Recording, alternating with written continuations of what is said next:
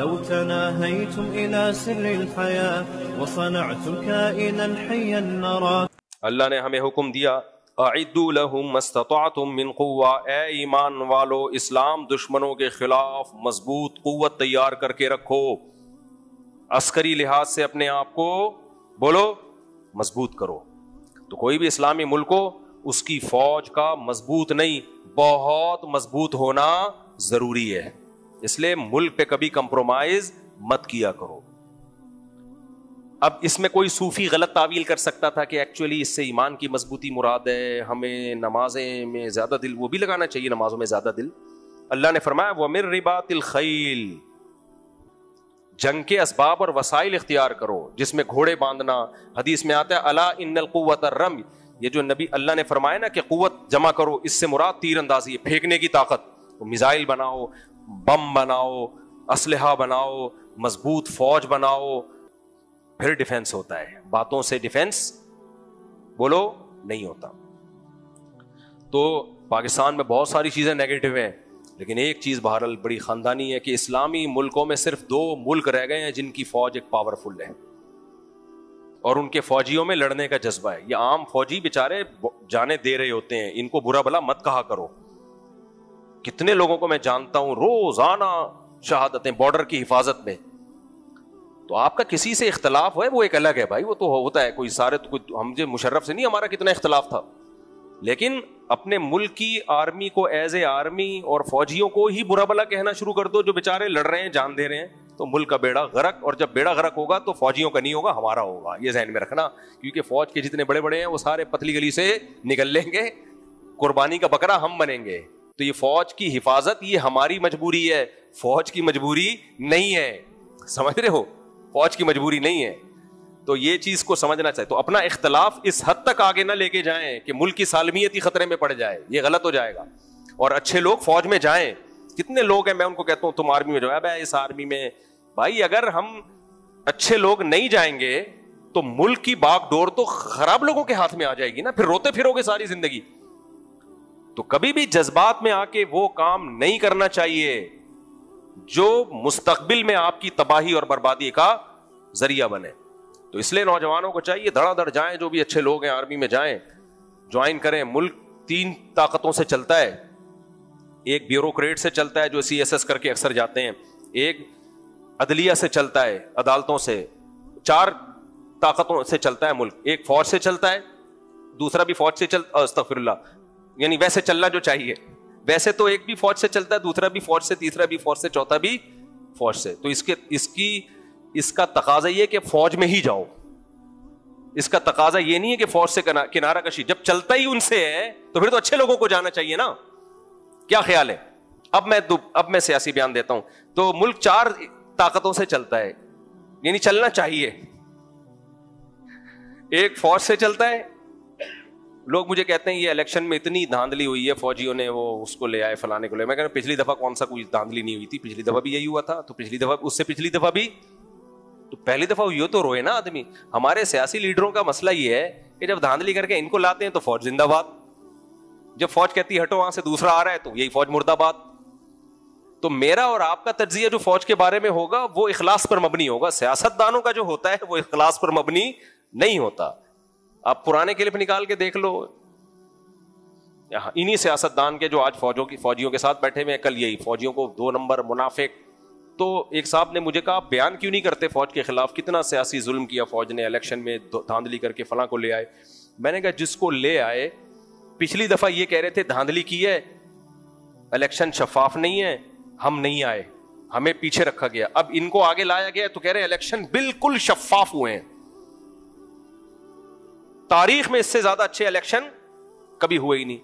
تو جب مدعی سس گواہ چس والی بات ہو گئی نا, یہ تو ہمارے لیڈر ہی جب جن کو ہم فیور کر رہے ہیں جب وہی پینترے بدلیں گے تو ہم پاگل ہیں یار. ہم کیوں اپنا ٹائم ویسٹ کریں؟ تم پہلے ایک رائے پر قائم ہو جاؤ, تم پہلے ایک جگہ کہ بھائی اگر ہم نے بائیکاٹ کرنا ہے تو پھر ہمارے فیور میں آرمی ہوگی یا ہمارے مخالفت میں ہوگی, کسی قیمت پہ ہم فیور نہیں لیں گے. پہلے تم ایک جگہ ٹکو گے تو پھر ہم ٹکیں گے. تم ٹکتے نہیں ہو, ہمیں مرواؤ گے, وہی ہمیں آگے رکھ کے خود بھاگ جاؤ گے تو پھر ہم پاگل تھوڑی ہیں. تو اس لیے 4 چیزوں پہ خوب فوکس کرو. ایک، فوج میں زیادہ سے زیادہ لوگوں کو بھیجو, اچھے لوگ جائیں گے تو تبدیلیاں بھی اچھی آئیں گی, برا بھلا کہنے سے کچھ بھی حاصل نہیں ہوتا. اور دوسرا عدلیہ کے پاس پاور ہوتی ہے. اور تیسرا کیا ہے, جو بیوروکریٹس ہوتے ہیں, جو CSS کر کے جاتے ہیں, یہ حکمرانوں کو مشورے دے کے کبھی صحیح مشورے بھی دے رہے ہوتے ہیں, کبھی غلط بھی دے رہے ہوتے ہیں. اسی لیے جامعۃ الرشید بھی CSS کرواتا ہے. جو دیکھتا ہے نا جلد اڑ کے زیادہ ذہین ہے تو پھر ان کو جامعۃ الرشید اسپانسر کرتا ہے. اور بھی بہت سارے ادارے کرتے ہیں, لیکن یہ کام کرنے کا ہے. اور چوتھا ہے سیاستدان. تو سیاستدان میں تو آپ نہیں آ سکتے. سیاست میں تو ووٹ لے کے آپ بہت مشکل ہے. اتنے بڑے بڑے پہلے سے گئے ہوئے ہیں, اس میں ہماری اور آپ کی 2 ٹکے کی حیثیت نہیں ہے. میں نے کتنی زبردست ترغیب دی تھی, سب کی 4 شادیاں کراؤں گا, پھر بھی کوئی مجھے یقین ہے ووٹ نہیں دے گا. حالانکہ یہ تو ایک ایسی چیز تھی, آج الیکشن میں کھڑا ہوں, سارے مرد مجھے ووٹ دے کے جتوا دیں گے. لیکن بھائی پہلے سے اتنے بڑے بڑے لوگ سیاست میں آگے آئے ہوئے ہیں کہ ہم کس کھیت کی مولی ہیں, تو کچھ بھی نہیں ہوگا. تو اس لیے الیکشن میں تو ہم کھڑے نہیں ہو سکتے. یہ 3 چیزوں کے پاس عوامی طاقت ہے. فوج میں جا سکتے ہیں, عدلیہ میں جا سکتے ہیں, اور بیوروکریسی میں جا سکتے ہیں. تو ان اداروں میں جاؤ, اچھے لوگ جائیں گے. اور مایوسی چھوڑ دو. مایوسی اچھی چیز نہیں ہے. پاکستان کبھی ٹھیک ہی نہیں ہو سکتا, یہ تو ٹھیک ہی نہیں ہو سکتا. یہ باتیں بزدلوں پہ سوٹ کرتی ہیں. ایک پازیٹیو خبر تو ہے نا, ڈالر کو روک کے دکھا دی ہے. بہرحال ایک تو اچھی چیز آئی نا, جو ڈالر بہت دبا کے اوپر جا رہا تھا, تو ایک اچھی خبر ہے. اس کو سوچ کے سو جایا کرو. ہو سکتا ہے 10-20 سال کے بعد کوئی ایک اور بھی اچھی خبر آ جائے. لوگوں کی نیندیں اڑ گئی ہیں, ڈپریشن میں چلے گئے ہیں, رات کو سوتے ہوئے دیکھ رہے ہوتے ہیں موبائل, وہ ایسا ہے, وہ غلیظ ہے, وہ پلید ہے, وہ فلانا ہے, وہ ڈمکانا ہے. اپنی صحت کو خراب کر رہے ہو ڈپریشن میں جا کے. بھائی دوسروں کو برا بلا کہنے کے بجائے آپ جو مثبت کام کر سکتے ہو اپنے حصے کا وہ کرو. جو نہیں کر سکتے وہ اس کا سوال آپ سے نہیں ہوگا. کسی کو غلط فیور بھی نہیں کرو. میں یہ نہیں کہہ رہا کہ کوئی غلط کر رہا ہے تو آپ اس کو فیور کرنا شروع کر دو. تو جو اپنے حصے کا کام ہے وہ کرو, جو آپ کے اختیار میں نہیں ہے اس کے پیچھے مت پڑو. تو کہاں سے کہاں بات چلی گئی. تو اللہ نے کیا فرمایا, بس ختم کر رہا ہوں میں. یہ تو اللہ کی باتیں کر رہا تھا میں, کچھ بیچ میں سیاسی باتیں بھی آ گئیں. کیا بات تھی بھائی؟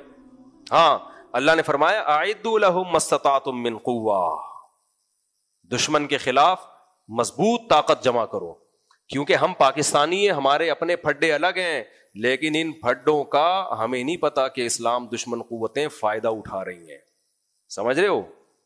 بھاگتے چور کی لنگوٹی, جب ملک میں اس طرح کی انارکی پھیلتی ہے نا تو بہت ساری طاقتیں کود جاتی ہیں. پھر پتہ ہی نہیں چلتا کہ کون سچی مچی کا اعتراض کر رہا ہے اور کون اس اعتراض سے غلط فائدہ اٹھا رہا ہے. تو ہم پاکستانی مسلمان ہیں, پھر ہم پاکستانی ہیں اس حیثیت سے کہ ہم ایک ملک میں رہتے ہیں, تو اس کو ہم سب نے مل کے بچانا ہے. تو کبھی کسی غیر کو مت گھسنے دو اور غیر کو فائدہ مت اٹھانے دو, کیونکہ یہ اللہ کا حکم ہے. مضبوط طاقت اور قوت جمع کرنی ہے تم نے اپنے دفاع میں. ملک ہے تو باقی اسلام کی باتیں بھی ہوں گی, اسلام نافذ کیا جائے نہیں نافذ کیا جائے. جو سیکولر لوگ ہیں بولیں گے قائد اعظم تو سیکولر بنانا چاہتے تھے, اور مذہبی لوگ بولیں گے اور دلیل سے بولیں گے قائد اعظم اسلامی ملک بنانا چاہتے تھے اور حقیقت میں اسلامی بنانا. تو یہ سب باتیں جب ہے نا ملک ہے, عدالتی خلا کے خلاف بھی میں چیختا ہوں یہ غیر شرعی قانون ہے, یہ سب باتیں جب ملک ہے, ملک ہی نہیں ہوا تو پھر عدالتی خلے ولے تو وہ تو ہلکی چیز بن جائے گی بھائی, ٹھیک ہے نا. تو سیکولر قوتوں کے ہاتھ میں ملک چلا ہے. جو لیبیا کا حشر ہوا اور عراق کا حشر ہوا وہی حشر ہمارا بھی ہوگا. اللہ تعالیٰ ہماری حفاظت فرمائے. کافی ہو گیا میرا خیال ہے. ہوا و حرص والا دل بدل دے, میرا غفلت میں ڈوبا دل بدل دے.